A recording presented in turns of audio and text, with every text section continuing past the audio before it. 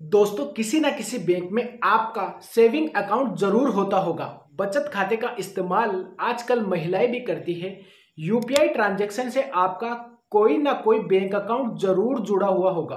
कई बार क्या होता है, आपको बड़ी रकम जमा कराना होता है या फिर निकालना होता है, तो ऐसे केस में आप सेविंग अकाउंट का इस्तेमाल आप करते हैं। लेकिन दोस्तों, क्या आपको पता है इससे जुड़े कुछ नियम हैं जो इनकम टैक्स कानून के अंतर्गत आते हैं। आपको ये ध्यान रखना है, इस कानून का आप जरूर पालन करें ताकि आपके पास इनकम टैक्स का नोटिस नहीं आए। दोस्तों पूरी बातें इस वीडियो में बताऊंगा। अगर दोस्तों आप चैनल पर नए हैं तो चैनल को जरूर सब्सक्राइब करिए। तो चलिए आगे बढ़ते हैं। तो दोस्तों, कब आता है इनकम टैक्स का नोटिस? तो आप अपने अकाउंट में, सेविंग अकाउंट में 10 लाख या उससे ज्यादा का ट्रांजैक्शन करते हैं तो ये सूचना इनकम टैक्स डिपार्टमेंट को भेज दी जाती है।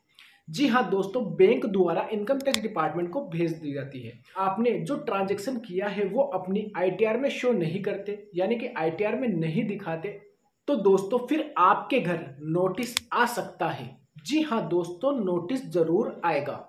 इतना ही नहीं, अगर आप क्रेडिट कार्ड यूज करते हैं और उसका बिल 1 लाख, जी हाँ दोस्तों 1 लाख रुपए से अधिक का आता है, तो फिर आपके पास इनकम टैक्स नोटिस आने की संभावना रहती है। अगर आप उसका पेमेंट कैश के माध्यम से करते हैं तो आपके पास आएगा इनकम टैक्स का नोटिस। दोस्तों अगर आप कोई घर खरीदते हैं तो 30 लाख से ज्यादा का अमाउंट अगर आप कैश में जमा करा देते हैं तो फिर इसका सोर्स आपको बताना होगा। ये पैसा आपके पास कहां से आया है, इसका सोर्स आपको जरूर बताना होगा।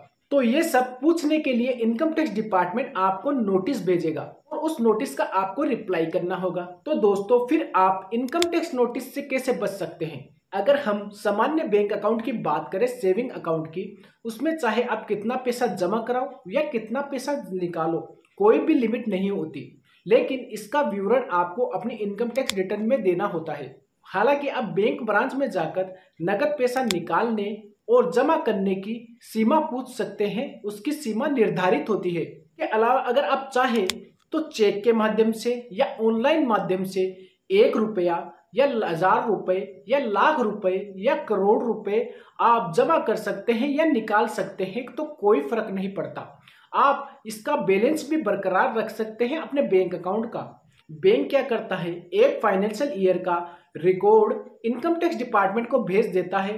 जिस अकाउंट में, जिस सेविंग अकाउंट में, जिस पेन नंबर में आपका 10 लाख या उससे ज्यादा का ट्रांजैक्शन हुआ है और आपने कैश डिपॉजिट भी करवाया है और इनकम टैक्स रिटर्न आपने फाइल नहीं की, बैंक इसकी सूचना इनकम टैक्स डिपार्टमेंट को देता है और फिर आपको आता है नोटिस। हालांकि बचत खाते में कोई तय सीमा नहीं होती जमा कराने की। जब भी आप 50,000 रुपए या उससे ज्यादा का अमाउंट कैश में जमा कराते हो बैंक में, तो क्या होता है कि बैंक वाले आपसे अपने पेन की डिटेल मांगते हैं। जी हाँ दोस्तों, वो पेन की डिटेल आपको देना होता है बैंक को। आजकल लोग यूपीआई जैसे गूगल पे, फोन पे, पेटीएम, इनसे लेन देन कर रहे हैं। तो एनपीसीआई के मुताबिक ये लिमिट 24 घंटे के 1 लाख रुपए तक कर दी गई। जी हाँ दोस्तों, 1 लाख रुपए तक आप यूपीआई कर सकते हैं 24 घंटे के अंदर।